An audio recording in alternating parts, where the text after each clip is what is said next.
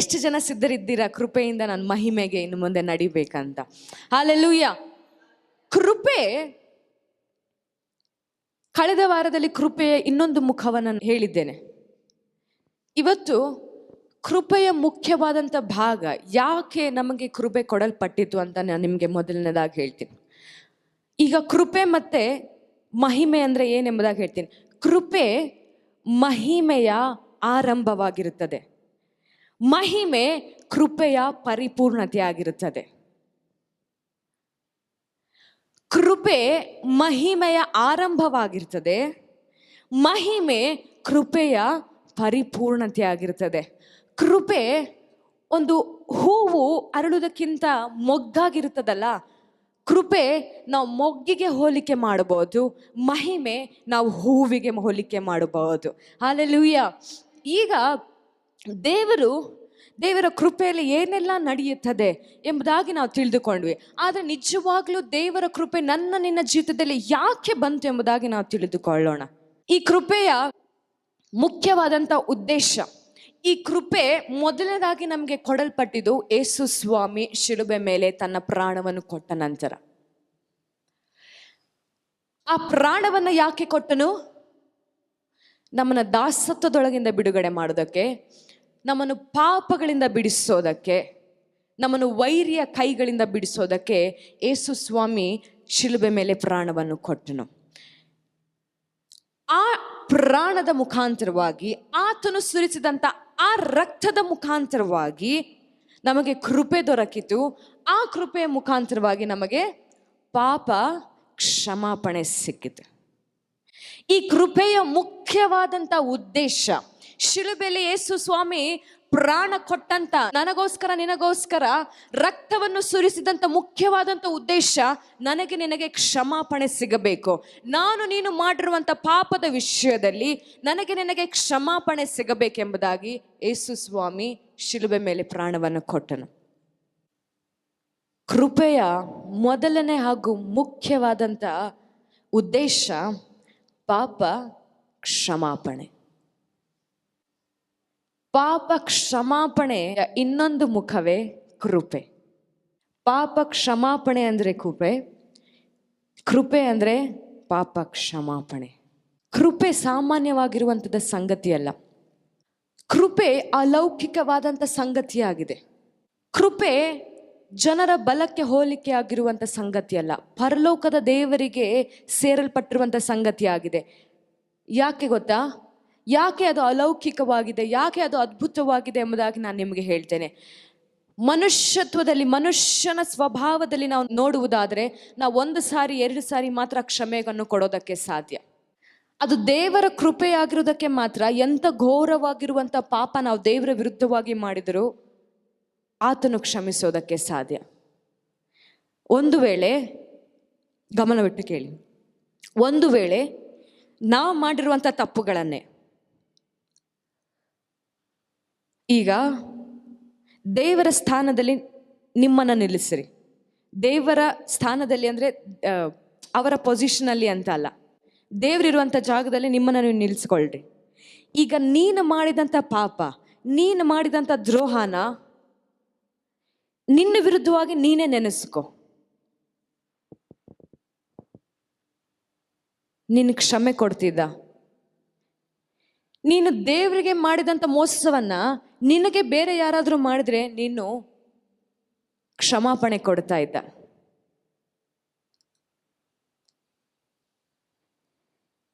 ನಿನ್ನನ್ನು ಪ್ರೀತಿಸಿದವರು ನಿನಗೆ ಇಷ್ಟ ಇಲ್ಲದಂಥ ಕ್ರಿಯೆಗಳನ್ನು ಪದೇ ಪದೇ ಮಾಡಿದ್ರೆ 1 ಸಾರಿ ಕ್ಷಮಾಪಣೆ ಕೊಡ್ತೀಯ, 2ನೇ ಸಾರಿ ಕ್ಷಮಾಪಣೆ ಕೊಡ್ತೀಯ, 3ನೇ ಸಾರಿ ಏನು ಮಾಡ್ತೀಯ?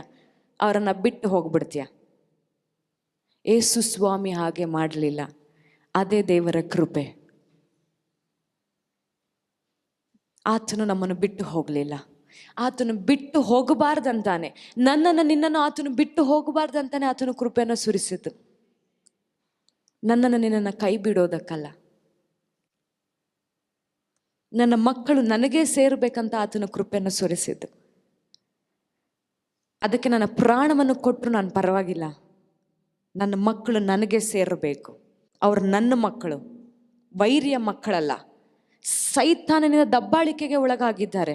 ಅವನ ಕೈಯಿಂದ ನಾನು ಅವರನ್ನು ಬಿಡಿಸಬೇಕು. ಅವ್ರು ನನ್ನ ಮಕ್ಕಳು, ಅವ್ರು ಅಲ್ಲಿರಬಾರ್ದು, ಅವ್ರು ನನ್ನ ಬಳಿ ಇರಬೇಕು. ಇದು ದೇವರ ಕೃಪೆ. ನೀವು ಪಾಪ ಮಾಡಿದ ಮೇಲೂ ನಿಮ್ಮನ್ನು ಸ್ವೀಕಾರ ಮಾಡಿಕೊಳ್ಳುತ್ತದಲ್ಲ, ಅದು ದೇವರ ಕೃಪೆ. Hallelujah, hallelujah. ಕೃಪೆ ಕಳೆದು ಹೋದಂಥ ಕುರಿಯನ್ನ ಕುರುಬನ ಬಳಿಗೆ ತರುವಂಥದ್ದಾಗಿದೆ. ಅದೇ ಕೃಪೆ ಆ ಕುರುಬನನ್ನ ಕಳೆದು ಹೋದಂಥ ಆ ಕುರಿಯ ಬಳಿಗೆ ಕರೆದುಕೊಂಡು ಹೋಗುವಂಥದ್ದಾಗಿದೆ. ಕೃಪೆಯ ಕೆಲಸವೇ ಕಳೆದು ಹೋದಂಥ ಮಕ್ಕಳನ್ನ ದೇವರ ಬಳಿಗೆ ತರುವಂಥದ್ದು. ದಾರಿ ತಪ್ಪಿದ ಮಕ್ಕಳನ್ನ ದೇವರ ಮಾರ್ಗದಲ್ಲಿ ನಡೆಸುವಂಥದ್ದು. Hallelujah, hallelujah. ಈಗ ನನ್ನ ಜೀವಿತದಲ್ಲಿ ಇದನ್ನು ಅಳವಡಿಸಿಕೊಂಡು ನೋಡುವಂಥವ್ರಾಗೋಣ.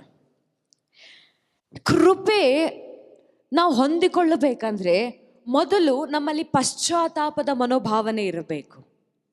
ನಾವು ತಪ್ಪು ಮಾಡಿದ್ದೀವಿ ಅನ್ನೋದನ್ನ ನಾವು ಒಪ್ಪಿಕೊಳ್ಳಬೇಕು. ನೀವು ಒಪ್ಪಿಕೊಳ್ಳದ ಹಾಗೆ ಕೃಪೆಯನ್ನು ಎದುರು ನೋಡ್ತಾ ಇದ್ದೀರಾ ಅಂದರೆ ಪರಿಪೂರ್ಣತೆ ಕೃಪೆಯಲ್ಲಿ ನೀವು ನಡೆಯೋದಕ್ಕೆ ಸಾಧ್ಯವಿಲ್ಲ. ದೇವರ ಮಹಿಮೆಯಲ್ಲಿ ನೀವು ನಡೆಯೋದಕ್ಕೆ ಸಾಧ್ಯ ಇಲ್ಲ. ಕೃಪೆ ನಮ್ಮ ಜೀವಿತದಲ್ಲಿ ಕಾರ್ಯ ಮಾಡಬೇಕಂದ್ರೆ ಮೊದಲು ನಾವು ಪಶ್ಚಾತ್ತಾಪದಿಂದ ದೇವರ ಬಳಿ ಕ್ಷಮೆಯನ್ನು ಕೇಳಬೇಕು. ಪಶ್ಚಾತ್ತಾಪ ಅಂದರೆ ಏನು ಗೊತ್ತಾ?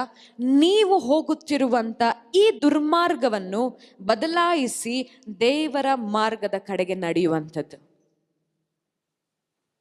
ನಿಮ್ಮ ಆಯ್ಕೆಗಳನ್ನು ಬದಲಾಯಿಸುವಂಥದ್ದು, ನಿಮ್ಮ ಮನಸ್ಸಿನ ಇಚ್ಛೆಗಳನ್ನು ಈ ಲೋಕದಿಂದ ದೇವರ ಕಡೆಗೆ ವರ್ಗಾಯಿಸುವಂಥದ್ದು ಪಶ್ಚಾತ್ತಾಪವಾಗಿದೆ. ಪಶ್ಚಾತ್ತಾಪ ದೇವರ ಕಡೆಗೆ ತಿರುಗಿ ಓಡಿ ಹೋಗುವಂಥದ್ದು. ನಿನ್ನ ತಂದೆಯ ಬಳಿ ಮತ್ತೆ ಸೇರಿಕೊಳ್ಳೋದು ಪಶ್ಚಾತ್ತಾಪವಾಗಿದೆ. ಪಶ್ಚಾತ್ತಾಪ ಕೆಟ್ಟ ಸಂಗತಿಯಲ್ಲ. ನಿನ್ನ ತಪ್ಪನ್ನು ನೀನು ಅರಿಕೆ ಮಾಡಿಕೊಳ್ಳೋದು ಕೆಟ್ಟ ಸಂಗತಿಯಲ್ಲ. ಅದು ನಿನಗೆ ಅನ್ನಿಸ್ಬೋದು, ಎಂಥ ಕೆಲಸಗಳನ್ನ ನಾನು ಮಾಡಿದ್ದೇನೆ ಅಂತ. ಆದರೆ ಸತ್ಯ ಏನಂದ್ರೆ ನಿನ್ನ ಪಶ್ಚಾತ್ತಾಪ ನಿನ್ನನ್ನು ನಿನ್ನ ಪರಲೋಕದ ತಂದೆಯ ಬಳಿಗೆ ಕರೆದುಕೊಂಡು ಹೋಗುವಂಥದ್ದಾಗಿದೆ. ಹಲ್ಲೆಲೂಯಾ. ಪಶ್ಚಾತ್ತಾಪ ನಿನ್ನ ಮಾರ್ಗವನ್ನ ನೀನು ಬದಲಾಯಿಸ್ತಾ ಇದೆಯಾ ಅನ್ನುವುದನ್ನು ಸೂಚಿಸುವಂಥದ್ದಾಗಿದೆ. ಈ ಲೋಕದ ಅಧಿಪತಿಯ ಮಾರ್ಗವನ್ನು ಬಿಟ್ಟು ಪರಲೋಕದ ಅಧಿಪತಿಯ ಮಾರ್ಗವನ್ನು ನಾನು ಹಿಡಿದು ನಡೀತಾ ಇದ್ದೇನೆ ಎಂಬುದಾಗಿ ಅದು ಸ್ಪಷ್ಟಪಡಿಸುವಂಥದ್ದಾಗಿದೆ. ಪಶ್ಚಾತ್ತಾಪ ಕೆಟ್ಟದ್ದಲ್ಲ. ಪಶ್ಚಾತ್ತಾಪ ಅವಮಾನ ಪಡುವಂಥ ಸಂಗತಿಯಲ್ಲ. ಪಶ್ಚಾತ್ತಾಪ ನಿನ್ನನ್ನು ನಿನ್ನ ಪರಲೋಕದ ತಂದೆಗೆ, ನಿನ್ನನ್ನು ಸೃಷ್ಟಿ ಮಾಡಿರುವಂಥ ನಿನ್ನ ತಂದೆಯ ಬಳಿಗೆ ನಿನ್ನನ್ನು ಕರೆದುಕೊಂಡು ಹೋಗುವಂಥದ್ದಾಗಿದೆ. ಪಶ್ಚಾತ್ತಾಪ ಎರಡು ರೀತಿಯಾಗಿರುತ್ತದೆ. ಒಂದು ಸತ್ಯವಾಗಿ ದೃಢವಾಗಿ ಮಾಡುವಂಥ ಪಶ್ಚಾತ್ತಾಪ, ಇನ್ನೊಂದು ಲೌಕಿಕವಾಗಿ ನೋಟಕ್ಕೆ ಮಾತ್ರ, ಕೇಳುವವರಿಗೆ ಮಾತ್ರ, ಹೇಳಿದ್ದಾರೆ ಅಂತ ಮಾತ್ರ, ದೈವ ಸೇವಕರು ಹೇಳ್ತಾ ಇದ್ದಾರೆ ಅಂತ ಮಾತ್ರ ಮಾಡುವಂಥ ಪಶ್ಚಾತ್ತಾಪ. ಈ ಎರಡು ಪಶ್ಚಾತ್ತಾಪಗಳು ಕೂಡ ನಮ್ಮ ಜೀವಿತದಲ್ಲಿ ಕೆಲಸ ಮಾಡಿದೆ. ನಿಜವಾದಂಥ ಪಶ್ಚಾತ್ತಾಪ ಅಂದರೆ ದೃಢ ಮನಸ್ಸಿನಿಂದ ನಿರ್ಧಾರ ಮಾಡಿಕೊಂಡು ಇಷ್ಟು ದಿನ ನಾನು ಮಾಡ್ತಿದ್ದಂಥ ಸಂಗತಿಗಳನ್ನು ನಾನು ಮತ್ತೆ ಮಾಡೋದಿಲ್ಲ ಎಂಬುದಾಗಿ ದೃಢ ನಿರ್ಧಾರ ತೆಗೆದುಕೊಳ್ಳೋದು ನಿಜವಾದಂಥ ಪಶ್ಚಾತ್ತಾಪ. ಈ ಸುಳ್ಳು ಪಶ್ಚಾತ್ತಾಪ, ನೋಟದ ಪಶ್ಚಾತ್ತಾಪ ಏನು ಗೊತ್ತಾ? ಬಾಯಿನಲ್ಲಿ ಮಾತ್ರ ಅರಿಕೆ ಮಾಡೋದು, ಆದರೆ ನಿಮ್ಮ ಯೋಚನೆಯಲ್ಲಿ, ನಿಮ್ಮ ಮನಸ್ಸಿನಲ್ಲಿ ಗೊತ್ತು ನಾನು ಮತ್ತೆ ಆ ಪಾಪಕ್ಕೆ ಹೋಗುತ್ತೇನೆ ಅಂತ, ನಾನು ಮತ್ತೆ ಆ ಪಾಪವನ್ನು ಮಾಡ್ತೇನೆ ಅಂತ. ಬಿಟ್ಟು ಕೊಡದಂಥ ಪಶ್ಚಾತ್ತಾಪ, ನಾಟಕೀಯವಾಗಿರುವಂಥ ಪಶ್ಚಾತ್ತಾಪ. ಹಲ್ಲೆಲೂಯಾ. ಪಶ್ಚಾತ್ತಾಪ, ಸತ್ಯವಾದಂಥ ಪಶ್ಚಾತ್ತಾಪ, ಇನ್ನು ಎರಡು ನಾಟಕೀಯವಾಗಿ ಮಾಡುವಂಥ ಪಶ್ಚಾತ್ತಾಪ. ಎರಡಕ್ಕೂ ಕೂಡ ದೇವರ ಪ್ರತಿಕ್ರಿಯೆ ವಿಭಿನ್ನವಾಗಿದೆ. ದೃಢ ಮನಸ್ಸಿನಿಂದ ಮಾಡುವಂಥ ಪಶ್ಚಾತ್ತಾಪ ನಿಮ್ಮ ತಪ್ಪುಗಳನ್ನು ಅರಿಕೆ ಮಾಡಿಕೊಂಡು ಇನ್ನು ಮೇಲೆ ಈ ತಪ್ಪು ಇಲ್ಲೇ ಮಣ್ಣಾಗಬೇಕು, ನಾನು ಪರಿವರ್ತನೆಯಾಗಿ ನಾನು ನೂತನ ಸೃಷ್ಟಿಯಾಗಿ ದೇವರ ಚಿತ್ತದಲ್ಲಿ ನಡೆಯಬೇಕನ್ನುವಂಥ ಪಶ್ಚಾತ್ತಾಪಕ್ಕೆ ದೇವರು ಮನಮರುಗುತ್ತಾನೆ, ನಿಮ್ಮ ದೇವರ ಕೃಪೆಯನ್ನು ನಿಮಗೆ ಕೊಡುತ್ತಾನೆ. ಆದರೆ ನಾಟಕೀಯವಾಗಿ ಬೇಕಂತಲೇ ಮಾತಿಗೆ ಮಾತ್ರ ಪಶ್ಚಾತ್ತಾಪ ಅಂತ ಹೇಳಿ ಅದರ ಮನಸ್ಸಿನ ಹಿಂದೆ ಖಂಡಿತವಾಗಿ ದೃಢ ನಿರ್ಧಾರ ಮಾಡ್ಕೊಂಡಿರ್ತಿರಲ್ಲ, ಚರ್ಚ್ನಲ್ಲಿ ಇದ್ದಾಗ ಮಾತ್ರ ಈ ಪಶ್ಚಾತ್ತಾಪ, ನಾನು ಇಲ್ಲಿಂದ ಹೋದ ಮೇಲೆ ನನಗೆ ಇಷ್ಟ ಇದ್ದಂಗೆನೆ ನಾನು ಬದುಕೋದು, ನಾನು ಇಷ್ಟ ಇದ್ದಂಥ ಕೆಲಸನೇ ನಾನು ಮಾಡೋದು, ನಾನು ಇಷ್ಟ ಇದ್ದ ಸ್ಥಳದಲ್ಲೇ ನಾನು ಓಡಾಡೋದು. ಆ ಪಶ್ಚಾತ್ತಾಪಕ್ಕೆ ಕೂಡ ದೇವರ ಇನ್ನೊಂದು ಪ್ರತಿಕ್ರಿಯೆ ಇದೆ. ಆ ಪಶ್ಚಾತ್ತಾಪದ ಇನ್ನೊಂದು ಹೆಸರು ಏನು ಗೊತ್ತಾ? ಅಹಂಕಾರ. ಏನದರ ಹೆಸರು? ಅಹಂಕಾರ. ಈ ಅಹಂಕಾರ ಏನು ಮಾಡ್ತದೆ ಹೇಳ್ರಿ? ದೇವರ ಚಿತ್ತಕ್ಕೆ ವಿರುದ್ಧವಾಗಿ ನಮ್ಮನ್ನು ನಡೆಸಿಕೊಂಡು ಹೋಗುವಂಥದ್ದಾಗಿದೆ. ಅಹಂಕಾರ ಅಂದರೆ ಅದೇ ತಾನೇ, ಯಾವುದು ದೇವರಿಗೆ ಇಷ್ಟವಿಲ್ವೋ ಅದನ್ನು ಮಾಡೋದೇ ಅಹಂಕಾರ. ಆದರೆ ದೇವರ ವಾಕ್ಯ ಹೀಗೆ ಹೇಳ್ತದೆ, ದೇವರು ಅಹಂಕಾರಿಗಳನ್ನ ಏನು ಮಾಡ್ತಾರಂತೆ? ದೇವರು ಅಹಂಕಾರಿಗಳನ್ನ ಎದುರಿಸುತ್ತಾನೆ. ನಿಮ್ಮ ಅಹಂಕಾರ ನಿಮ್ಮನ್ನ ಯಾವ ಸ್ಥಿತಿಗೆ ತೆಗೆದುಕೊಂಡು ಹೋಗ್ತಾನಂದ್ರೆ, ನಿನ್ನ ವಿರುದ್ಧವಾಗಿ ನಿನ್ನ ಸೃಷ್ಟಿಕರ್ತನಾಗಿರುವಂಥ ದೇವರೇ ನಿಂತುಕೊಂಡು ಬಿಟ್ರೆ ನಿನಗೆ ಯಾರು ಬದುಕಿಸೋದಕ್ಕೆ, ನಿನ್ನನ್ನು ಯಾರು ಮೇಲೆತ್ತೋದಕ್ಕೆ ಸಾಧ್ಯ? ದೇವರು ದೀನರನ್ನು, ತಮ್ಮನ್ನು ತಾವು ತಗ್ಗಿಸಿಕೊಳ್ಳುವವರಿಗೆ ದಯೆ ತೋರಿಸುತ್ತಾನೆ, ಆದರೆ ಅಹಂಕಾರಿಗಳಿಗೆ ಎದುರಾಗಿ ನಿಲ್ಲುವಂಥವನಾಗಿದ್ದಾನೆ. Hallelujah, hallelujah. ಇವತ್ತು ನಿಮ್ಮನ್ನು ನೀವು ಪರೀಕ್ಷೆ ಮಾಡಿಕೊಳ್ಳ್ರಿ. ನಿಮ್ಮ ಪಶ್ಚಾತ್ತಾಪ ಇವತ್ತು ನಿಮ್ಮನ್ನು ಎಲ್ಲಿಗೆ ಕರೆದುಕೊಂಡು ಹೋಗ್ತಾ ಇದೆ? ದೇವರ ಮಾರ್ಗಕ್ಕೆ ಕರೆದುಕೊಂಡು ಹೋಗ್ತಾ ಇದೆಯಾ, ಇಲ್ಲ ದೇವರ ಮಾರ್ಗದ ವಿರುದ್ಧವಾಗಿರುವಂಥ ಕ್ರಿಯೆಗಳಿಗೆ ನಿಮ್ಮನ್ನು ಕರೆದುಕೊಂಡು ಹೋಗ್ತಾ ಇದೆಯಾ ಅಂತ? Hallelujah, hallelujah.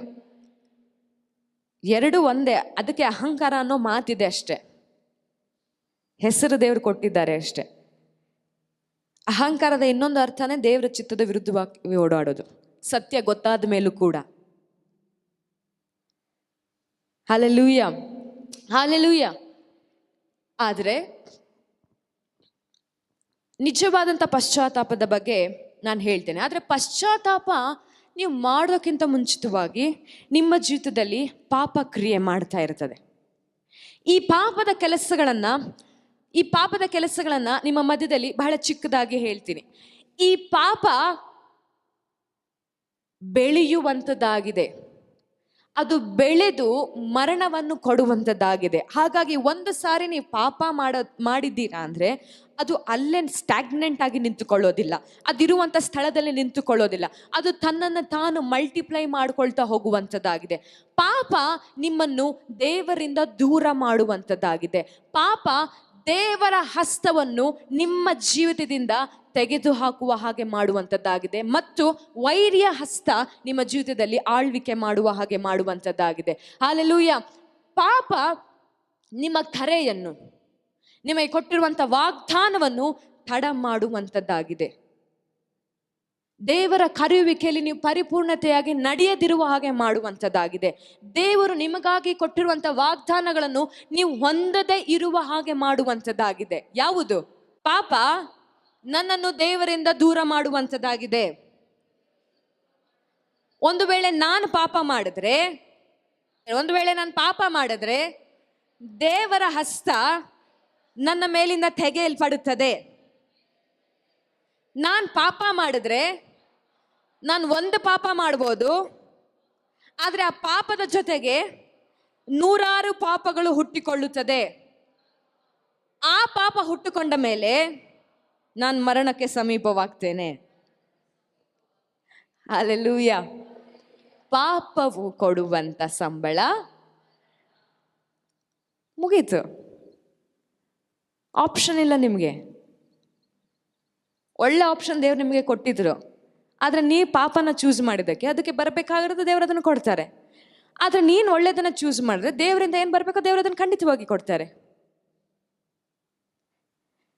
ನಿಮ್ಮನ್ನು ಹೆದರಿಸೋದಕ್ಕೋ ಇಲ್ಲ ಯೂಟ್ಯೂಬ್ನಲ್ಲಿ ವಿಡಿಯೋ ನೋಡ್ತಿರೋನ್ನ ಬೆದರಿಸೋದಕ್ಕೋ ನಾನು ಹೇಳ್ತಾ ಇಲ್ಲ.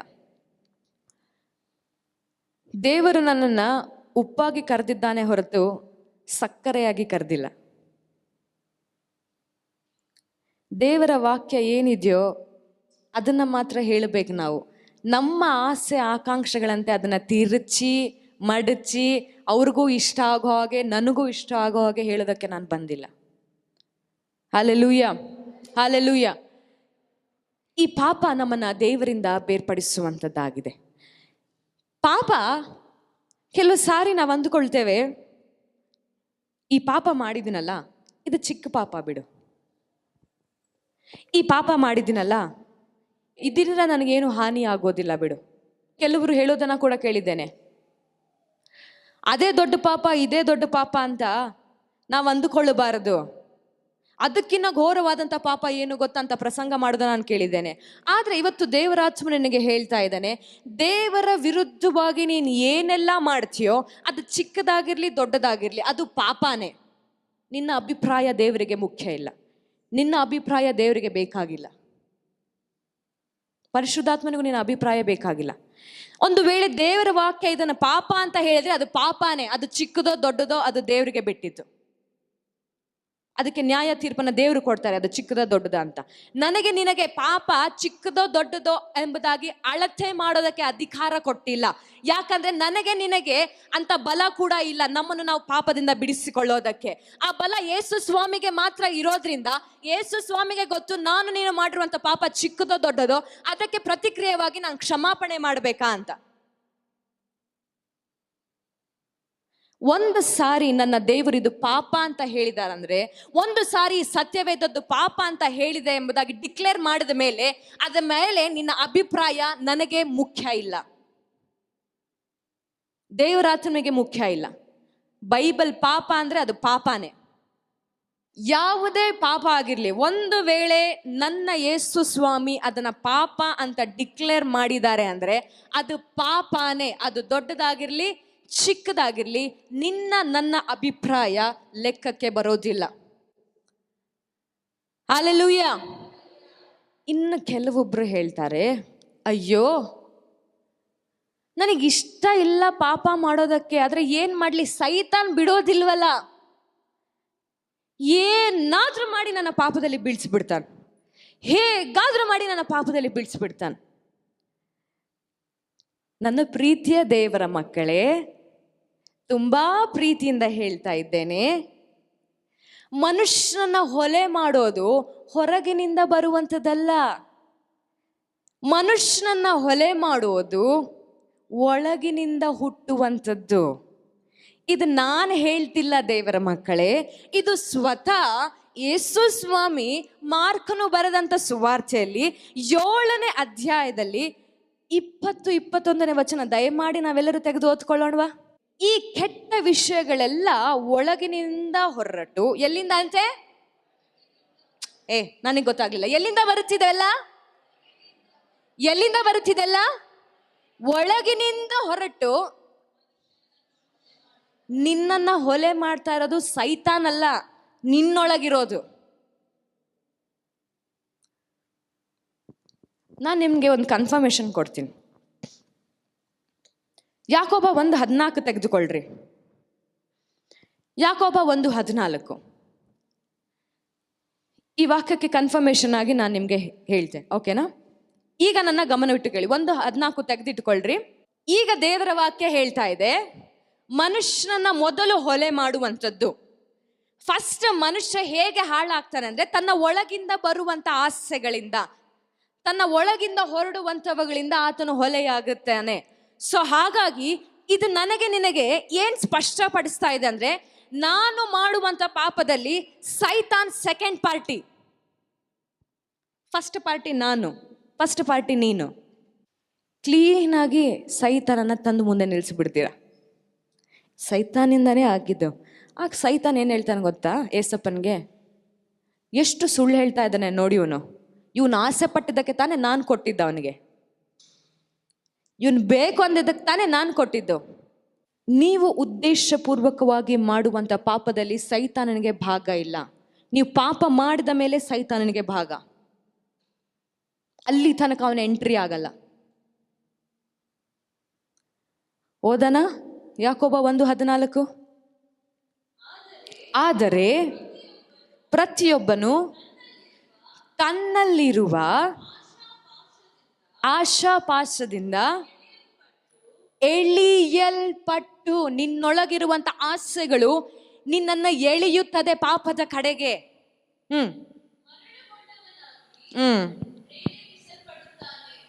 ಯಾರಪ್ಪ ನಿನ್ನ ಮರಳುಗೊಳಿಸ್ತಾ ಇರೋದು? ಮೊದಲು ಸೈತಾನ. ಯಾರೇ ನಿಮ್ಮನ್ನ ಮರಳು ಮಾಡೋದು? ಮೊದಲು ಸೈತಾನ. ನಾನು ಹೇಳ್ತಾ ಇದ್ದೀನ, ದೇವ್ರ ವಾಕ್ಯ ಹೇಳ್ತಾ ಇದೆಯಾ ಇದನ್ನ?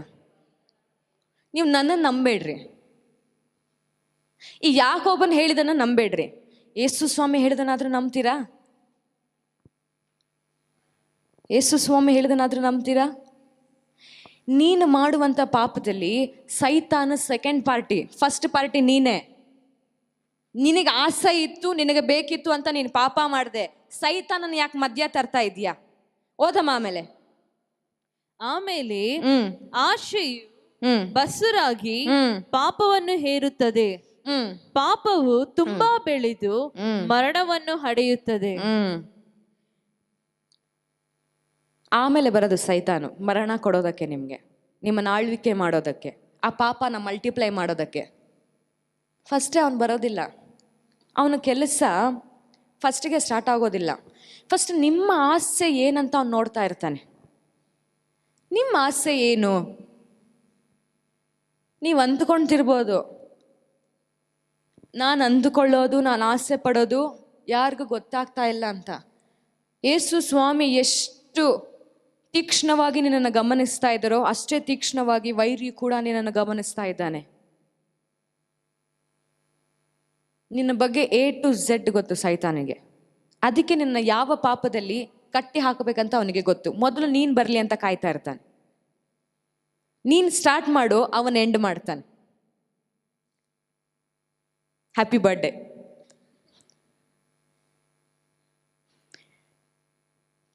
ನೀನು ಹುಟ್ಟು ಪಾಪದಲ್ಲಿ, ಅವನು ಹ್ಯಾಪಿ ಬರ್ಡೇ ಮಾಡ್ತಾನೆ ಲಾಸ್ಟಿಗೆ. ಹಲ್ಲೆಲೂಯಾ.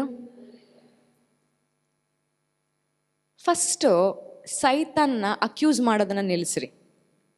ಫಸ್ಟು ನಿಮ್ಮನ್ನು ನೀವು ಪರೀಕ್ಷೆ ಮಾಡಿಕೊಳ್ಳ್ರಿ. ನಿಮ್ಮ ಆಸೆಯಿಂದ ನಾನು ಈ ಪಾಪ ಮಾಡಿದ್ದೀನ, ಇಲ್ಲ ನಿಜವಾಗ್ಲೂ ಬಂಧನಕ್ಕೊಳಗಾಗಿ ನಾನು ಪಾಪ ಮಾಡಿದ್ದೇನ ಅಂತ.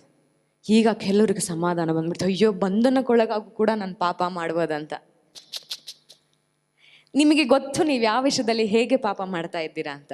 ದಯಮಾಡಿ ನಿಮ್ಮ ಮನಸ್ಸನ್ನು ನೀವೇ ಸಮಾಧಾನ ಪಡಿಸ್ಕೋಬೇಡ್ರಿ. ಪರಿಶುದ್ಧಾತ್ಮನು ಅದಕ್ಕಾಗಿ ಇವತ್ತು ಬಂದಿಲ್ಲ. ತುಂಬ ನೇರವಾಗಿ ಮಾತನಾಡ್ತಾ ಇದ್ದಾನೆ ಪರಿಶುದ್ಧಾತ್ಮ.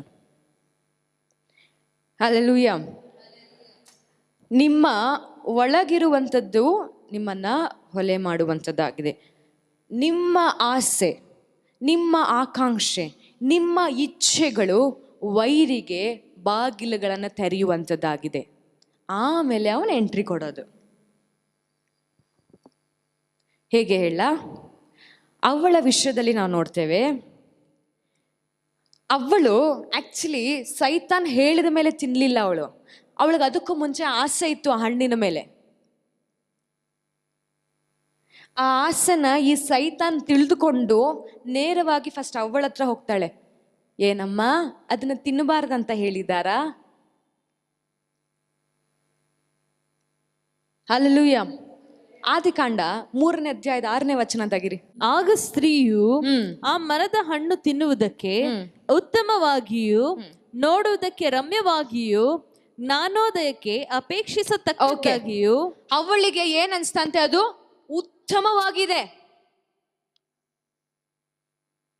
ಆಮೇಲೆ ನೋಡುವುದಕ್ಕೆ ರಮ್ಯವಾಗಿಯೂ, ನೋಡೋದಕ್ಕೆ ಬಹಳ ಸುಂದರವಾಗಿದೆ. ಎಲ್ಲದಕ್ಕಿಂತ ಬೆಸ್ಟ್ ಇದು, ಉತ್ತಮವಾಗಿದೆ. ಎಲ್ಲದಕ್ಕಿಂತ ಬ್ಯೂಟಿಫುಲ್ ಇದು, ತುಂಬಾ ರಮ್ಯವಾಗಿದೆ. ಆಮೇಲೆ ಜ್ಞಾನೋದಯಕ್ಕೆ ಅಪೇಕ್ಷಿಸತಕ್ಕದ್ದಾಗಿಯೂ. ಸಾಕು, ಅವಳ ಜ್ಞಾನಕ್ಕೆ ಅದು ಅಪೇಕ್ಷೆ ತರುವಂತದ್ದಾಗಿತ್ತು.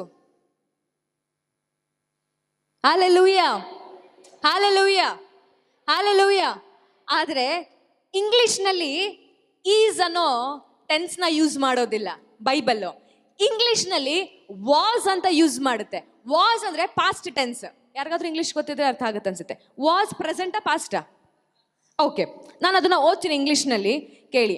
So when the women saw that the tree was good, she did not see tree is good. So when the woman saw that the tree was good for food and that it was a delight to the eyes and that the tree was to be desired to make one wise, she took off its fruit and ate. ಅವಳು ಸೈತಾನ್ ಹೇಳಿದ ಮೇಲೆ ಅದು ಆಕರ್ಷಣೆಯಾಗಿ ಅವಳಿಗೆ ಕಾಣಿಸ್ಲಿಲ್ಲ. ಯಾವಾಗ ದೇವರು ನೀನು ಇದನ್ನ ತಿನ್ನಬಾರದು, ನೀನು ಇದನ್ನ ಮಾಡಬಾರದು ಅಂತ ಹೇಳಿದ್ರು, ಅವಳಿಗೆ ಆಗಲೇ ಆಕರ್ಷಣೆ ಶುರುವಾಗಿತ್ತು ಆ ಹಣ್ಣಿನ ಮೇಲೆ. ನಿನ್ನ ಜೀವಿತದಲ್ಲೂ ಕೂಡ ಹಾಗೆ. ಯಾವಾಗ ಯೇಸು ಸ್ವಾಮಿ ಇದನ್ನ ನೀನು ಮಾಡಬೇಡ ಅಂತ ಹೇಳ್ತಾರೋ, ನಾವು ಅದೇ ವಿಷಯಕ್ಕೆ ಆಕರ್ಷಣೆಗೆ ಒಳಗಾಗ್ತೇವೆ. ಅದನ್ನ ಮಾಡಿ ಒಂದ್ಸರಿ ನೋಡ್ಬೇಕು ಏನಾಗತ್ತೆ ಅಂತ. ಹಲ್ಲೆಲೂಯಾ. ತಿಂದಲು, ಅವಳು ತಿಂದ ಮೇಲೆ ಏನಾಯ್ತು? ಬಂತು ಪಾಪ ಒಳಗೆ. ನೀನು ತಿಂದ ಮೇಲೆನೆ ಪಾಪ ಬರೋದು. ಆ ಹಣ್ಣನ್ನ ನೀನು ತಿಂದ ಮೇಲೆನೆ ಪಾಪ ಬರೋದು. ಆಮೇಲೆ ಸೈತಾನ ನಿನ್ನ ಫ್ಯಾಮಿಲಿ ಒಳಗೆ ಎಂಟ್ರಿ ಆಗ್ತಾನೆ, ನಿನ್ನ ಫ್ಯಾಮಿಲಿನ ಕಂಟ್ರೋಲಿಗೆ ತಗೋತಾನೆ. ಹೊಟ್ಟೆ ಕಿಚ್ಚು ಇವೆಲ್ಲ ಅವನ್ ನಿಧಾನಕ್ಕೆ ತರ್ತಾ ಬರ್ತಾನೆ.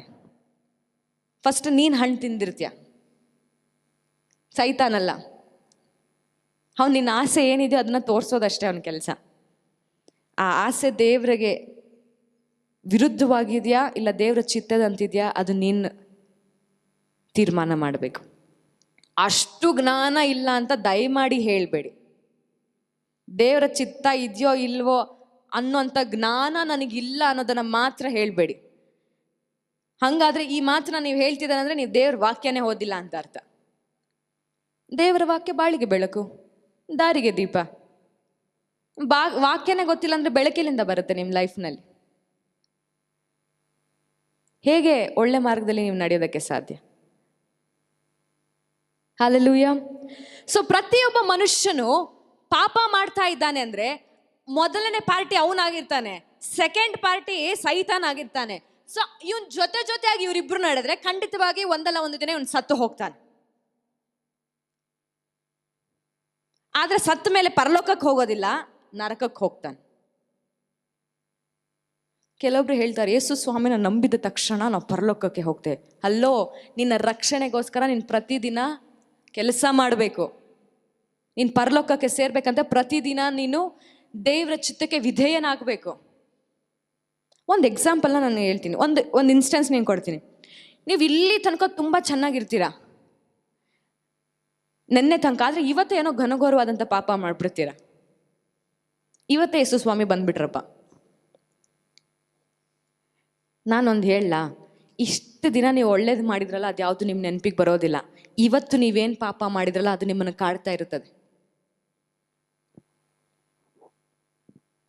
ಪ್ರತಿದಿನ ನಿಮ್ಮ ಆತ್ಮಕ್ಕೋಸ್ಕರ, ನಿಮ್ಮ ಆತ್ಮದ ಬೆಳವಣಿಗೆಗೋಸ್ಕರ ನೀವು ಪ್ರಯತ್ನ ಪಡ್ತಾ ಇರಬೇಕು. ವಾಕ್ಯವನ್ನು ಓದಿ, ಪ್ರಾರ್ಥನೆ ಹೆಚ್ಚಾಗಿ ಮಾಡಿ.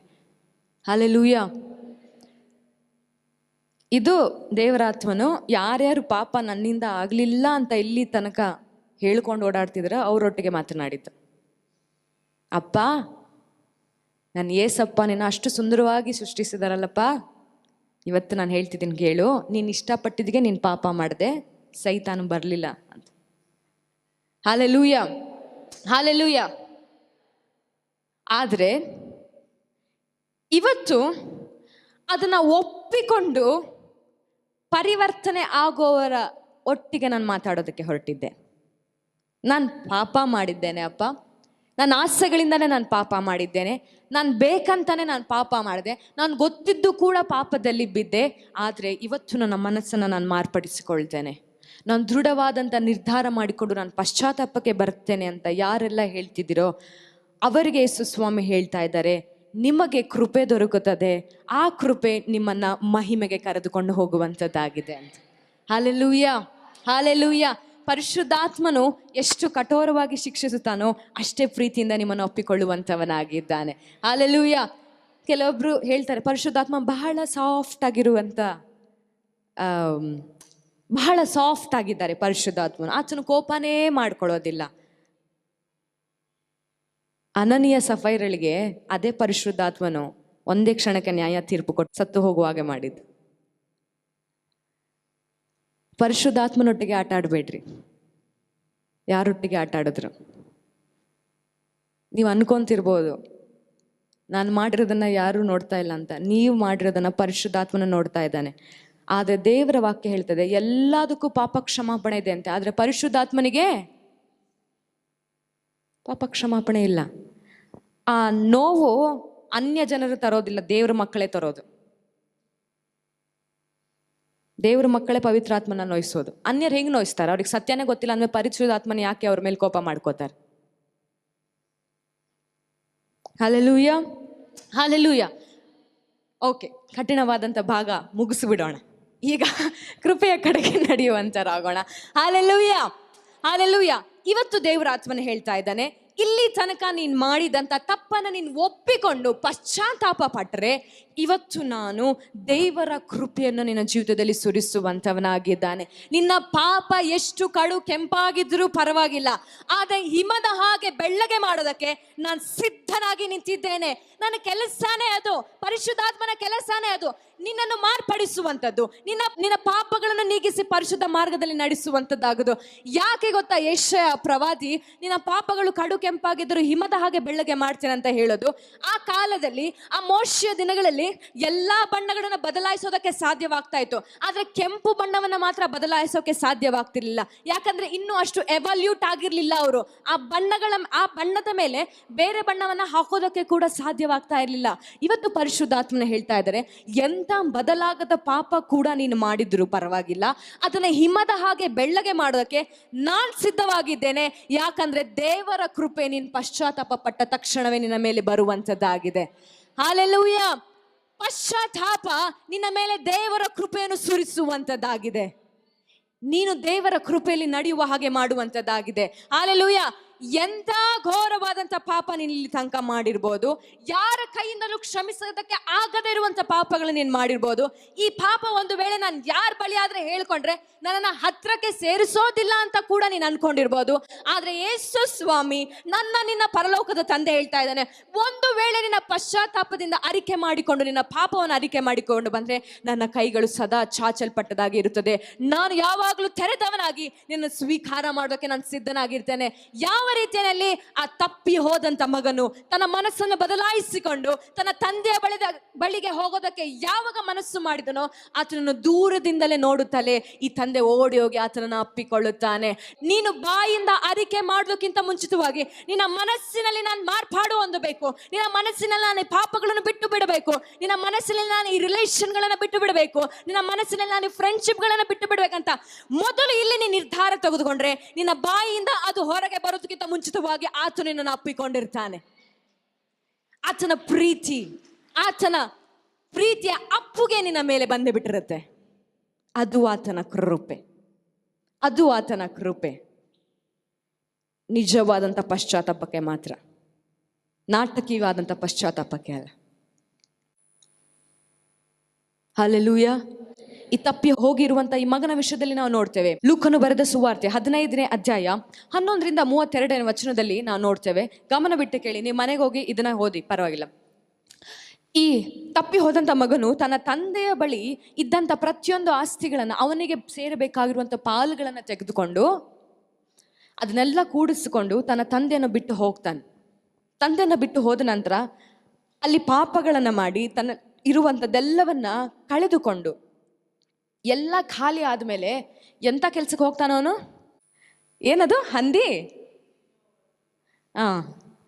ಅಂತ ಪರಿಸ್ಥಿತಿಗೆ ಬರ್ತಾನೆ. ಅದು ಕೂಡ ಕೊಡೋದಕ್ಕೆ ಅವನಿಗೆ ಯಾರು ರೆಡಿ ಇರೋದಿಲ್ಲ. ನಾನು ಒಂದು ವೇಳೆ ಇಲ್ಲೇ ಇದ್ರೆ ನಾನು ಸತ್ತು ಹೋಗ್ಬಿಡ್ತೇನೆ. ಲಿಸನ್, ನೀವು ಪಾಪದಲ್ಲಿದ್ರೆ ಖಂಡಿತವಾಗಿ ಸಾಯ್ತೀರಾ. ಈ ಮಗನಿಗೆ ಆ ಅರಿವು ಆಯ್ತು, ನಾನೊಂದು ವೇಳೆ ಇಲ್ಲೇ ಇದ್ರೆ, ಈ ಹೊರ ದೇಶದಲ್ಲಿದ್ರೆ, ನನ್ನ ದೇಶ ಅಲ್ಲದೆ ಇರುವಂತ ಈ ಸ್ಥಳದಲ್ಲಿದ್ರೆ ಖಂಡಿತವಾಗಿ ನಾನು ಒಂದಲ್ಲ ಒಂದು ದಿನ ನಾನು ಸತ್ತು ಹೋಗುತ್ತೇನೆ. ಹಾಗಾಗಿ ಅವನು ತನಗೆ ತಾನೇ ಅಂದುಕೊಳ್ಳುತ್ತಾನೆ, ಯಾಕಂದ್ರೆ ತನಗೆ ತಾನೇ ಪಾಪ ಮಾಡಿರ್ತಾನೆ ಅಲ್ವಾ. ಅವನು ತನಗೆ ತಾನೇ ಅಂದುಕೊಳ್ಳುತ್ತಾನೆ, ನಾನು ಮನಸ್ಸು ಮಾಡಿ ನಾನು ಮತ್ತೆ ತಂದೆಯ ಬಳಿಗೆ ಹೋಗಿ ನಾನು ಕ್ಷಮಾಪಣೆ ಕೇಳ್ತೇನೆ. ಅಪ್ಪ, ನಾನು ನಿನಗೆ ವಿರುದ್ಧವಾಗಿ, ಪರಲೋಕದ ವಿರುದ್ಧವಾಗಿ ನಾನು ಪಾಪ ಮಾಡಿದ್ದೇನೆ, ನಾನು ನಿನ್ನ ಮಗನಾಗಿರುವುದಕ್ಕೆ ಯೋಗ್ಯನಲ್ಲ, ನಿನ್ನ ಕೂಲಿ ಆಳುಗಳ ಒಬ್ಬರಲ್ಲಿ ನನ್ನನ್ನು ಒಬ್ಬನಾಗಿ ಮಾಡಿಕೊ ಎಂಬುದಾಗಿ ಇವನು ಕೇಳೋದಕ್ಕೆ ಹೊರಟಿರ್ತಾನೆ. ಹಲ್ಲೆಲೂಯಾ. ಈ ಮಗನಿಗೆ ಅರಿವಾಗಿರುತ್ತದೆ, ಪಾಪ ಖಂಡಿತವಾಗಿ ನನ್ನನ್ನು ಮರಣದ ಕಡೆಗೆ ಕಳೆದುಕೊಂಡು ಹೋಗುವಂಥದ್ದಾಗಿದೆ ಎಂಬುದಾಗಿ. Hallelujah, hallelujah. ಆದ್ರೆ ಯಾವಾಗ ಅವನು ಅದನ್ನ ಮನಸ್ಸಿನಲ್ಲಿ ಅರಿಕೆ ಮಾಡಿಕೊಂಡು ತನ್ನ ಮಾರ್ಗವನ್ನ ಬದಲಾಯಿಸಿ ತನ್ನ ತಂದೆಯ ಬಳಿಗೆ ಹೋಗೋದಕ್ಕೆ ಪ್ರಯತ್ನ ಪಟ್ಟನೋ, ಈ ತಂದೆಯ ಹತ್ತಿರಕ್ಕೂ ಕೂಡ ಬರಲಿಲ್ಲ. ಈ ಆತನ ತಂದೆ ಆತನಿನ್ನು ದೂರದಲ್ಲೇ ಬರುತ್ತಿರುವಾಗಲೇ ತಂದೆಗೆ ಗೊತ್ತಾಯ್ತು, ನನ್ನ ಮಗ ವಾಪಸ್ ಬಂದಿದ್ದಾನೆ ಅಂದರೆ ಖಂಡಿತವಾಗಿ ಮನಸ್ಸು ಚೇಂಜ್ ಮಾಡ್ಕೊಂಡು ಬಂದಿದ್ದಾನೆ ಅಂತ, ಖಂಡಿತವಾಗಿ ತನ್ನ ಆಲೋಚನೆಯನ್ನು ಬದಲಾಯಿಸಿಕೊಂಡು ಬಂದಿದ್ದಾನೆ ಅಂತ. ಹಾಗಾಗಿ ಅವನು ಬರೋ ತನಕ ನಾನು ಕಾಯಲ್ಲ, ಅವನು ಬರೋಕ್ಕೂ ಮುಂಚೆ ನಾನು ಓಡಿ ಹೋಗಿ ಆತನನ್ನು ಅಪ್ಪಿಕೊಳ್ಳುತ್ತಾನೆ, ಆತನಿಗೆ ಮುದ್ದಿಡುತ್ತಾನೆ. ಇವತ್ತು ದೇವರಾತ್ಮವನ್ನು ಹೇಳ್ತಾ ಇದ್ದಾರೆ, ಹಲ್ಲೆಲೂಯಾ, ಹಲ್ಲೆಲೂಯಾ. ಪಾಪ ನೀನು ಯೋಗ್ಯನಲ್ಲ ಎಂಬುದಾಗಿ ನಿನಗೆ ಹೇಳಿರ್ಬೋದು, ಆದರೆ ನೀನು ಪಶ್ಚಾತ್ತಾಪ ಪಟ್ಟು ನಿನ್ನ ಮಾರ್ಗವನ್ನ, ನಿನ್ನ ಹೋಗುತ್ತಿರುವಂತ ಮಾರ್ಗವನ್ನ ಬದಲಾಯಿಸಿ ದೇವರ ಮಾರ್ಗದ ಕಡೆಗೆ ನೀನು ಹೋಗೋದಕ್ಕೆ ಮನಸ್ಸು ಮಾಡಿದ್ರೆ, ನಿನ್ನ ಪರಲೋಕದ ತಂದೆ ನಿನ್ನ ಮನಸ್ಸನ್ನು ನೋಡಿ ನಿನ್ನ ಅಪ್ಪಿಕೊಳ್ಳೋದಕ್ಕೆ ಬರ್ತಾನೆ. ಇಲ್ಲಿ ನೋಡ್ತೇವೆ, ಈ ತಂದೆ ಅವನು ತಿರುಗಿ ಬಂದ ತಕ್ಷಣ ಅವನಿಗೆ ಬೈಯೋದಿಲ್ಲ, ಹೊಡೆಯೋದಿಲ್ಲ, ಕೋಪ ಮಾಡ್ಕೋದಿಲ್ಲ, ಒಂದು ಮಾತು ಕೂಡ ಆಡದಿಲ್ಲ ಆತನನ್ನು ತಬ್ಬಿಕೊಳ್ತಾನೆ. ನೀನು ಯಾವಾಗ ಪಶ್ಚಾತ್ತಾಪ ಪಟ್ಟು ದೇವರ ಬಳಿಗೆ ಓಡೋದಕ್ಕೆ ಪ್ರಯತ್ನ ಪಡ್ತೀಯೋ, ದೇವರ ಬಳಿಗೆ ಬರೋದಕ್ಕೆ ಪ್ರಯತ್ನ ಪಡ್ತೀಯೋ, ದೇವರು ತನ್ನ ಕೋಪವನ್ನು ತೋರಿಸೋದಿಲ್ಲ, ಅದರ ಬದಲಾಗಿ ಪ್ರೀತಿಯ ಮುತ್ತುಗಳನ್ನು ಇಡುತ್ತಾನೆ. ಒಂದು ಮಾತನ್ನ ಆತನ ಹೇಳೋದಿಲ್ಲ, ನೀನು ಯಾಕೆ ಹೋದೆ ಅಂತಾನೂ ಕೇಳೋದಿಲ್ಲ, ನೀನು ಯಾಕೆ ಪಾಪ ಮಾಡಿದೆ ಅಂತಾನೂ ಕೇಳೋದಿಲ್ಲ. ಆತನಿಗೆ ಒಂದು ಸಾಕು, ನೀನು ಪಶ್ಚಾತ್ತಾಪ ಪಟ್ಟೆ, ನಿನಗೆ ನಿನ್ನ ತಪ್ಪಿನ ಅರಿವಾಯ್ತಲ್ಲ ಸಾಕು. ಆತನು ಮುದ್ದಿಟ್ಟು ತನ್ನ ಸೇವಕರಿಗೆ ಹೇಳ್ತಾನೆ, ಆತನು ಮಾತನಾಡಿದಂಥ ಮೊದಲನೇ ಮಾತು, ಹೋಗಿ ಶ್ರೇಷ್ಠವಾದಂಥ ನಿಲುವಂಗಿಯನ್ನ ನನ್ನ ಮಗನಿಗೆ ತಂದುಕೊಡ್ರಿ, ಹೊದಿಸಿರಿ ಎಂಬುದಾಗ. Hallelujah, hallelujah. ನೀನು ಯಾವಾಗ ಪಶ್ಚಾತ್ತಾಪದಿಂದ ದೇವರ ಕಡೆಗೆ ತಿರುಗಿಕೊಂಡು ಬರ್ತೀಯೋ, ದೇವರು ನಿನ್ನ ಮನಸ್ಸನ್ನು ನೋಡಿ ಮೊದಲನೇದಾಗಿ ನನಗೆ ಅಪ್ಪಿಗೆ ಮಾಡ್ತಾನೆ. ಆತನು ನಾನು ನಿನ್ನ ಕ್ಷಮಿಸಿದ್ದೀನಿ ಅಂತ ಹೇಳಲ್ಲ, ಆತನ ಶ್ರೇಷ್ಠವಾದಂಥ ನಿಲುವಂಗಿಯನ್ನು ನಿನ್ನ ಮೇಲೆ ಹೊದಿಸುತ್ತಾನೆ. ಆತನ ನಿಲುವಂಗಿಯೇ ನಿನ್ನ ಕ್ಷಮಾಪಣೆ, ಆತನ ನಿಲುವಂಗಿಯೇ ನಿನ್ನ ಕ್ಷಮಾಪಣೆ. ಆತನ ಬಾಯಿ ಬಿಟ್ಟು ಹೇಳೋ ಅವಶ್ಯಕತೆ ಇಲ್ಲ. Hallelujah, hallelujah, hallelujah. ಆತನ ನಿಲುವಂಗಿಯನ್ನು ಮಾತ್ರ ಕೊಡ್ಲಿಲ್ಲ, ಉಂಗುರವನ್ನ ಕೊಡ್ತಾನೆ. ಆ ಉಂಗುರವೇ ದೇವರು ನಿನಗೆ ಕೊಟ್ಟಿರುವಂತ ಅಧಿಕಾರ. ನೀನು ದೇವರಿಗೆ ಸೇರಿದ್ದೆ ಎಂಬುದಾಗಿ ನಿನ್ನ ಮತ್ತೆ ದೇವರ ಮಧ್ಯೆ ನಡೆಯುವಂತ ಒಪ್ಪಂದ ಅದು. ಹಲ್ಲೆಲೂಯಾ. ಆ ದಿನಗಳಲ್ಲಿ ರಾಜರುಗಳು ರಾಜ ಮುದ್ರಿಕೆ ಉಂಗುರವನ್ನ ಹಾಕಿಕೊಳ್ತಾ ಇದ್ರು. ಯಾಕೆ? ಒಂದು ವೇಳೆ ಆ ಉಂಗುರ ಯಾರ ಕೈಯಲ್ಲಿದೆಯೋ ಆ ಉಂಗುರ ಎಲ್ಲಿ ಮುದ್ರಣ ಇಟ್ಟರು ಪರವಾಗಿಲ್ಲ, ಅದು ರಾಜನದೇ ಎಂಬುದಾಗಿ. ಹಲ್ಲೆಲೂಯಾ.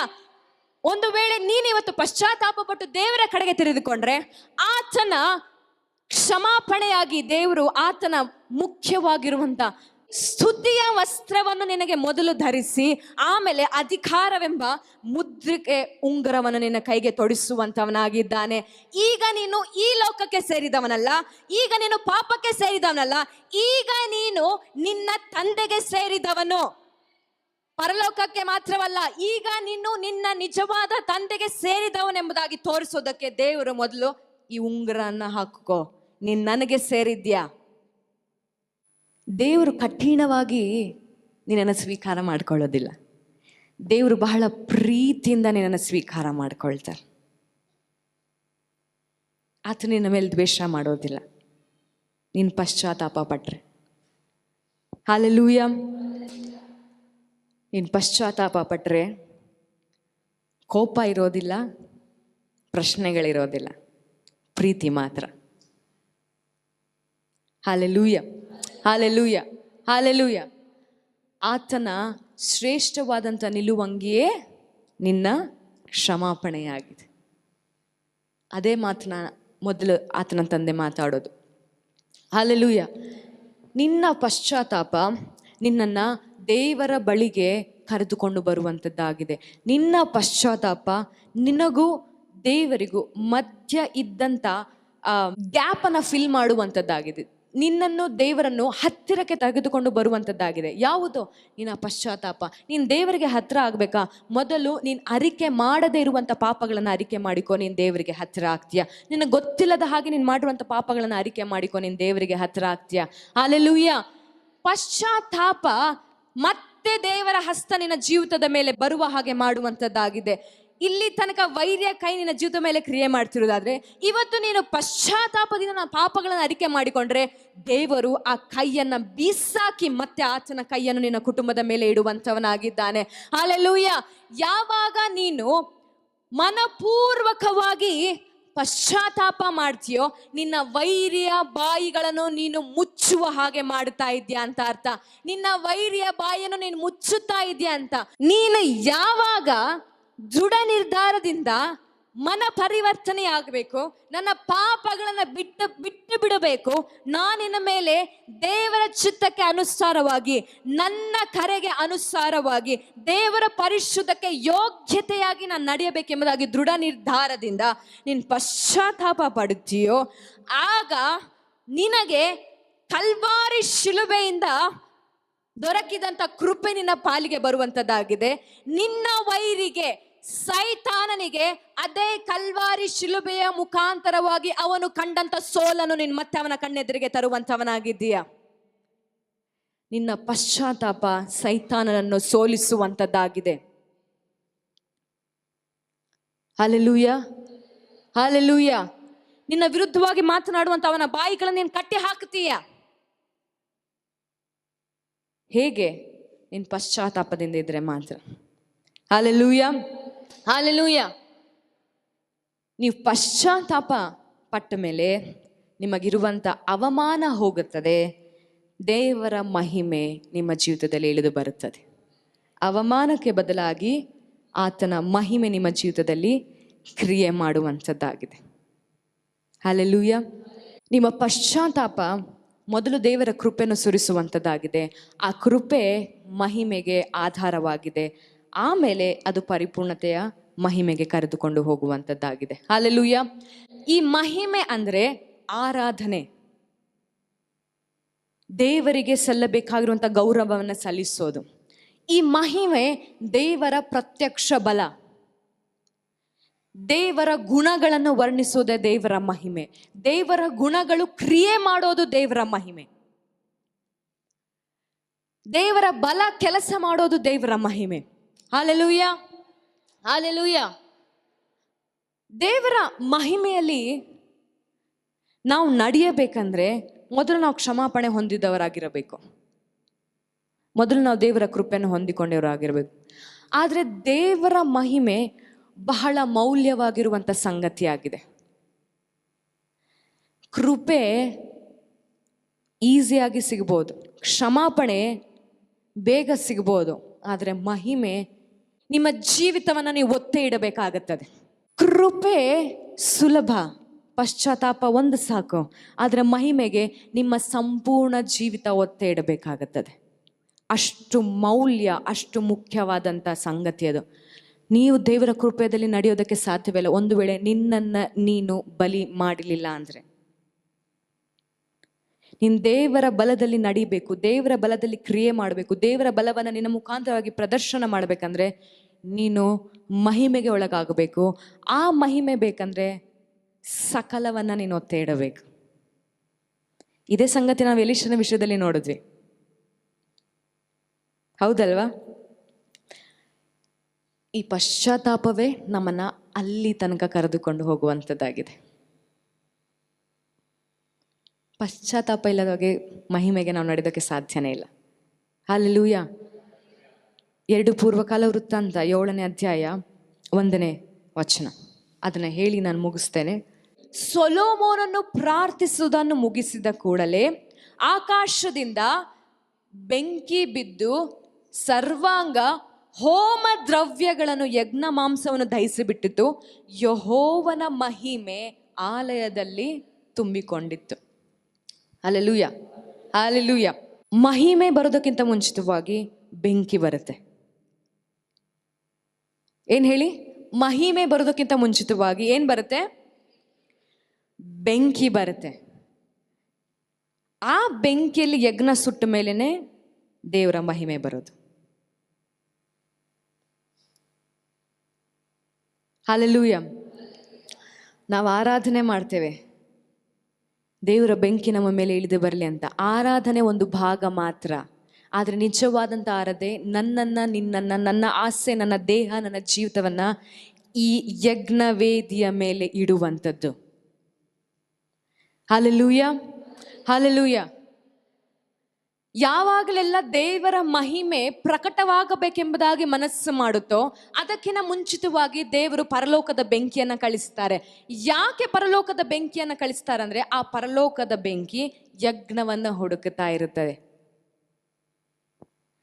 ಸಮರ್ಪಣೆ ಇಲ್ಲದ ಹಾಗೆ ದೇವರ ಮಹಿಮೆ ಬರೋದಕ್ಕೆ ಸಾಧ್ಯವೇ ಇಲ್ಲ.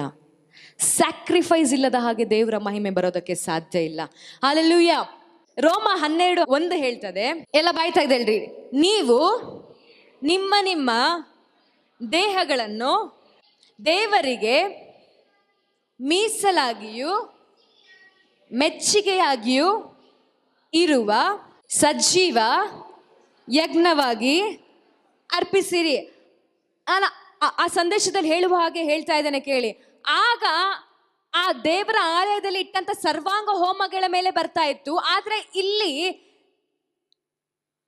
ದೇವರಾತ್ಮನ ಹೇಳ್ತಾ ಇದ್ದಾನೆ, ಆ ಬೆಂಕಿ ಈಗ ಅಲ್ಲಿ ಬರೋದಲ್ಲ. ಆ ಬೆಂಕಿ ಈಗ ಹೋಮಗಳನ್ನ ಹುಡುಕ್ತಾ ಇಲ್ಲ, ಆ ಬೆಂಕಿ ಪ್ರಾಣಿಗಳನ್ನ ಹುಡುಕ್ತಾ ಇಲ್ಲ, ಆ ಬೆಂಕಿ ಮನುಷ್ಯರನ್ನ ಹುಡುಕ್ತಾ ಇದೆ. ಹಲ್ಲೆಲೂಯ.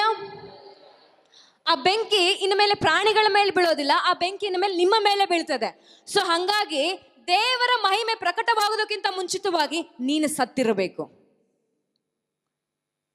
ಇನ್ನು ಜೀವಿಸುವುದು ನಾನಲ್ಲ,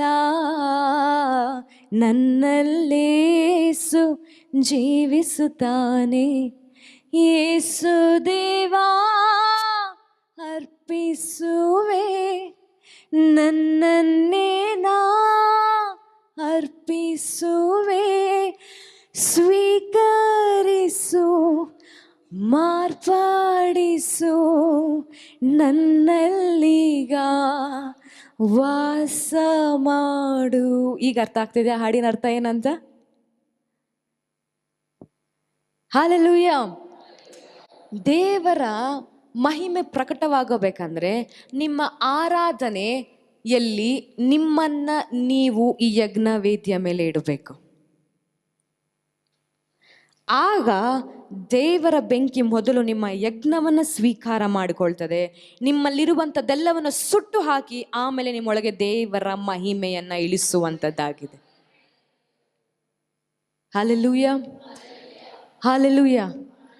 ನಿಮ್ಮ ದೇಹಗಳನ್ನು ಸಜೀವ ಯಜ್ಞವಾಗಿ ಇಡುವುದೇ ದೇವರು ಸ್ವೀಕಾರ ಮಾಡುವಂಥ ಯಜ್ಞ. ಅದೇ ನಿಜವಾದಂಥ ಆರಾಧನೆ, ಬೇರೆ ಆಪ್ಷನ್ ಇಲ್ಲ ನಮಗೆ. ಪ್ರತಿಯೊಂದು ಸಾರಿ ನಾವು ಆರಾಧನೆ ಮಾಡುವಾಗ ಹಾಡ್ತೇವೆ, ಆದರೆ ನಮ್ಮಲ್ಲೇನೂ ಬದಲಾವಣೆ ಆಗೋದಿಲ್ಲ. ಈಗ ಗಮನವಿಟ್ಟು ಕೇಳ್ರಿ, ನೀವು ಆರಾಧನೆ ಮಾಡುವಾಗ ನಿಜವಾಗಿಯೂ ನಿಮ್ಮಲ್ಲಿ ಕೆಲವು ಸಂಗತಿಗಳು ಸತ್ತು ಹೋಗಲಿಲ್ಲ ಅಂದರೆ ನೀವು ನಿಜವಾಗ್ಲೂ ದೇವರ ಆರಾಧನೆ ಮಾಡಿಲ್ಲ ಅಂತ. ಆರಾಧನೆ ಮಾಡಿದ ಮೇಲೆ ನಿಮ್ಮ ಮನಸ್ಸು ಬದಲಾಗಲಿಲ್ಲ ಅಂದರೆ ನೀವು ನಿಜವಾದಂಥ ಆರಾಧನೆ ಮಾಡಿಲ್ಲ ಅಂತ. ಯಾಕಂದರೆ ಆರಾಧನೆ ನೀವು ಮನಪೂರ್ವಕವಾಗಿ ಮಾಡಿದ್ರೆ, ನಿಮ್ಮ ದೇಹವನ್ನು ಸಜೀವವಾದ ಯಜ್ಞವಾಗಿ ನೀವು ಇಟ್ಟಿದರೆ ಈ ಯಜ್ಞವೇದಿ ಮೇಲೆ, ಖಂಡಿತವಾಗಿ ಪರಲೋಕದ ಬೆಂಕಿ ಬಂದು ಅದನ್ನು ದಹಿಸಿ ಬಿಡುತ್ತದೆ. ಆಮೇಲೆ ನಿಮ್ಮಲ್ಲಿರುವಂಥ ಕಾರ್ಯಗಳು ಈಗ ಇಲ್ಲದೆ ಇರುವ ಹಾಗೆ ಆಗ್ತದೆ. ಪ್ರತಿ ಸಾರಿ ಬೆಂಕಿ ಸುಟ್ಟ ಮೇಲೆ, ಅದಕ್ಕೂ ಮುಂಚೆ ಬೆಂಕಿ ಸುಡೋದಕ್ಕಿಂತ ಮುಂಚಿತವಾಗಿ ಇದ್ದಂಥ ಸಂಗತಿಗಳು ಬೆಂಕಿ ಸುಟ್ಟ ಮೇಲೆ ಅದಿರೋದಿಲ್ಲ, ಅದು ಬೂದಿಯಾಗಿರುತ್ತದೆ. ಅದೇ ನನ್ನ ನಿನ್ನ ಸಾಕ್ಷಿ. ಆರಾಧನೆ ಮಾಡಿದ ಮೇಲೆ ಬೂದಿ ನಿನಗೆ ಕಾಣಿಸ್ಲಿಲ್ಲ ಅಂದ್ರೆ ನೀನು ನಿಜವಾದಂಥ ಆರಾಧನೆ ಮಾಡಿಲ್ಲ ಅಂತ ಅರ್ಥ. ನೀನು ಆರಾಧನೆ ಮಾಡಿದ ಮೇಲೆ ನಿನ್ನಲ್ಲಿ ಪರಿವರ್ತನೆ ಇಲ್ಲ ಅಂದ್ರೆ, ಯಾವ ಯಾವ ಸಂಗತಿಗಳು ನಿನ್ನನ್ನು ದೇವರಿಂದ ದೂರ ಇಡ್ತಿದ್ವೋ ಅದು ನಿನ್ನ ಬಿಟ್ಟು ಹೋಗ್ಲಿಲ್ಲ ಅಂದ್ರೆ ನೀನು ನಿಜವಾದಂಥ ಆರಾಧನೆ ಇನ್ನೂ ಮಾಡಿಲ್ಲ, ನಿನ್ನನ್ನು ನೀನು ದೇವರಿಗೆ ಒಪ್ಪಿಸಿಕೊಟ್ಟಿಲ್ಲ ಅಂತ ಅರ್ಥ. ಎಷ್ಟು ಜನ ಆರಾಧನೆಯಲ್ಲಿ ಇಂಥ ಸಂಗತಿಗಳು ನನ್ನ ಬಿಟ್ಟು ಹೋಯಿತು ಅಂತ ಹೇಳ್ತೀರ?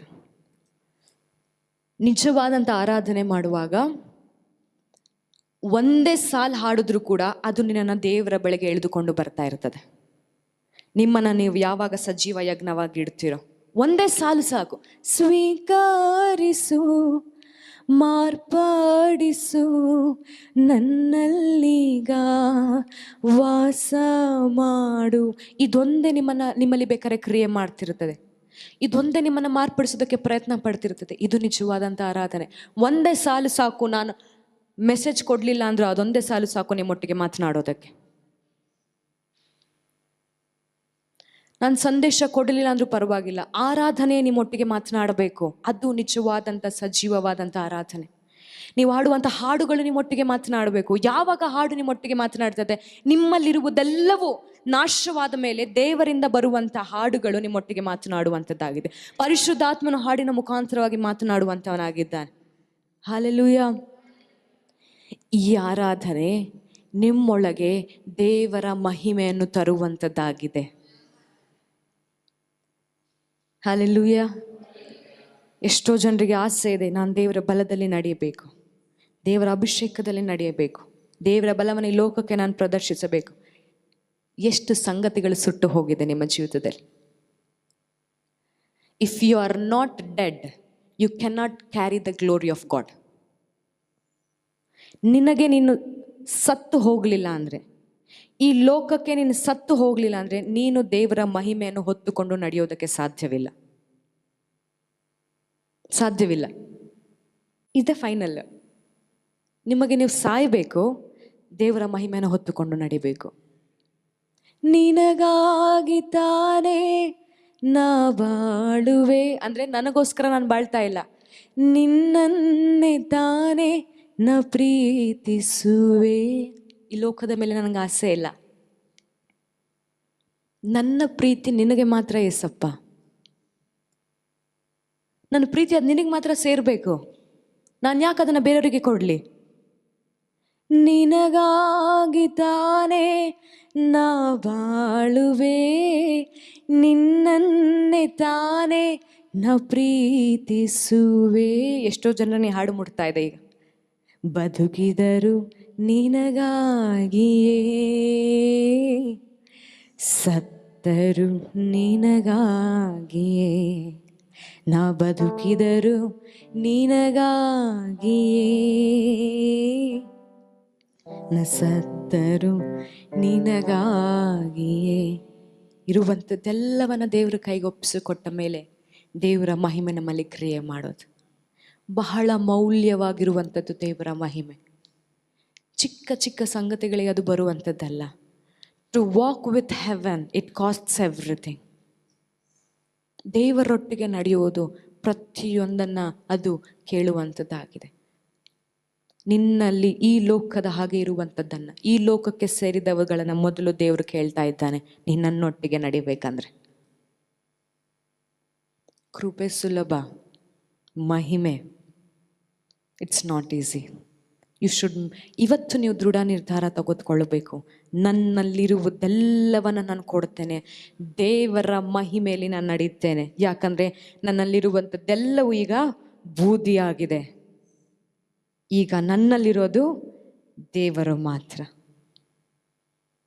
ಮಾರ್ಕನು ಬರೆದ ಸುವಾರ್ತೆಯಲ್ಲಿ 26ನೇ ಅಧ್ಯಾಯ 7ನೇ ವಚನ ನಾನು ಮುಗಿಸುತ್ತೇನೆ. ಮಗ್ದಳದ ಮರಿಯಳು ತನ್ನಲ್ಲಿದ್ದಂಥ ಅಮೂಲ್ಯವಾದಂಥ ತೈಲವನ್ನು ತೆಗೆದುಕೊಂಡು ಯೇಸು ಸ್ವಾಮಿಯ ಪಾದದಲ್ಲಿ ಚೆಲ್ಲುತ್ತಾಳೆ. ಶಿಷ್ಯರು ಹೇಳ್ತಾರೆ, ಇಷ್ಟೊಂದು ಕಾಸ್ಟ್ಲಿ ಎಣ್ಣೆ ಯಾಕಮ್ಮ ಹಾಕಿದೆ, ಯಾಕೆ ವೇಸ್ಟ್ ಮಾಡಿದೆ?